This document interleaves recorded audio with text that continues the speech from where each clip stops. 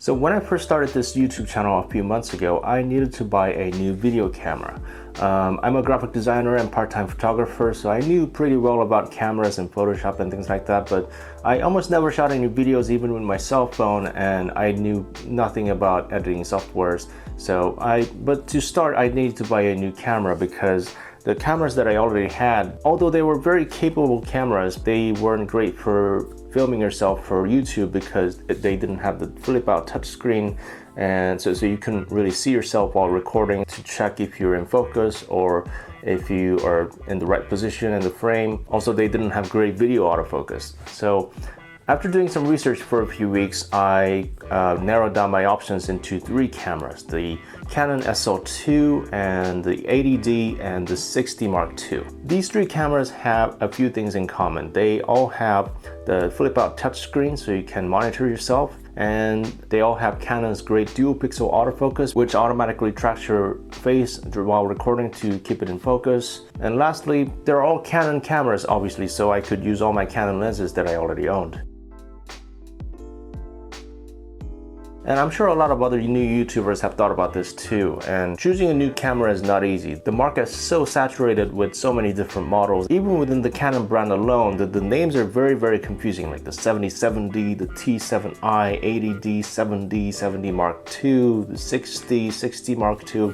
So if you're a beginner and you just want a new camera to shoot your YouTube videos, then just go with the SL2. I'm just gonna make this easy for you right now. And SL2 is a very capable camera, and it has basically the same sensor as the 80D. So in terms of image quality and things like that, you're not gonna see any difference. And the 80D brand new is almost 2 times more expensive than the SL2. The SL2 right now costs about $500 or $550 body only, and it's still a relatively new camera, so even used, it's only about like $50 cheaper. So without making this too complicated, just get the SL2. It's basically the same camera as the 80D.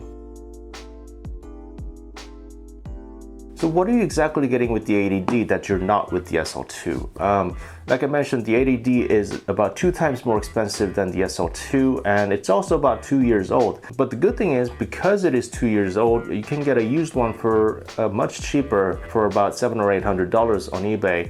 And the 80D is, in general, much better built camera than the SL2. It's a bigger and bulkier camera with better materials and better weather sealing. They're built like tanks, so they're gonna last forever. So if you find one on eBay that looks good, then it would be generally safe to get it. And there are a few cameras between the SL2 and the 80D in the Canon lineup, the 77D and the T7i, but I felt like they didn't offer that much more benefit compared to the SL2, and they're like $200 more than the SL2, and with the 80D being only $700 or $800, I thought they were kind of pointless. The 80D also has a bigger battery than the SL2, which might be useful if you're shooting a lot of videos, because shooting video, it takes up a lot of battery power. And the 80D basically has the same battery as all of Canon's new full frame cameras, which are physically bigger cameras. So that might be very useful. And if you're interested in taking pictures of a lot of moving subjects like animals or cars or sports and things like that, the 80D might be a better option for you because it has a better autofocus system, but for everyday use, you're not going to see the difference. The 80D also has the headphone jack, which lets you monitor the sound while recording. And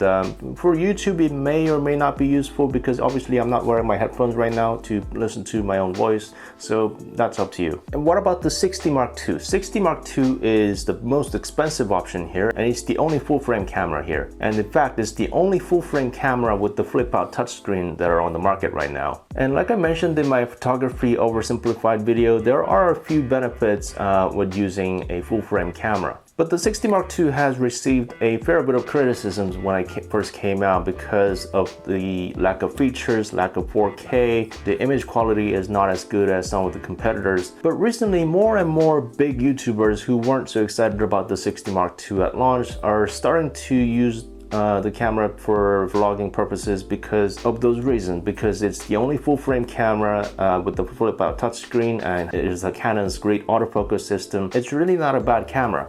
But the only thing is that it's the most expensive camera out of these 3 options. It's almost 3 or 4 times more expensive than the SL2, and right now you can get a brand new 60 Mark II with the battery grip for about $1,500 or $1,600, or you can get a used one for about $1,200 or $1,300 on eBay, I noticed. So which camera did I choose?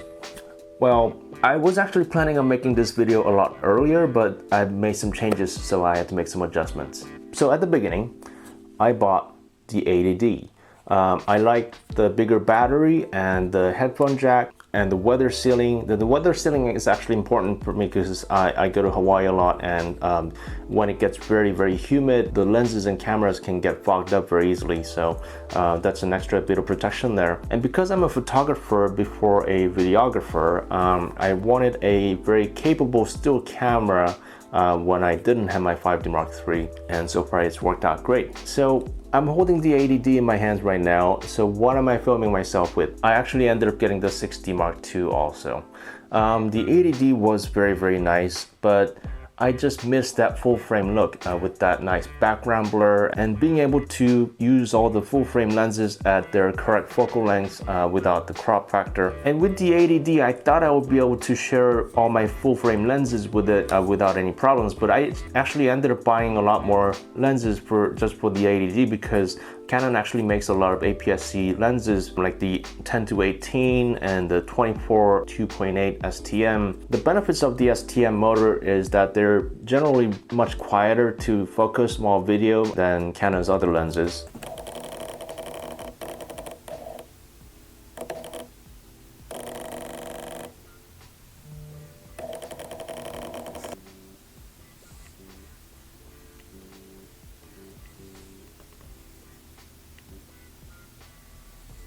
So if you like to vlog with the camera very close to your face, then your microphone might pick up that noise. Sometimes you can just mask that out with some background music or something, but it actually gets kind of annoying.